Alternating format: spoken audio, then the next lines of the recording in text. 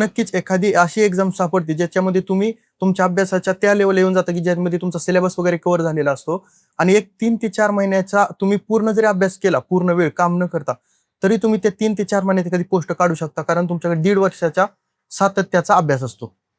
अगदी बरोबर सर. काही ऑडियन्सला असं वाटतं, की जर ही कॉम्पिटिटिव्ह एक्झाम द्यायची असेल, तर आपण जॉबही करू शकत नाही, काहीही कामं करायची नाही आणि 24-24 तास फक्त अभ्यास करत राहायचा. तर त्या मुलांना, त्या विद्यार्थ्यांना तुम्ही काय सांगाल?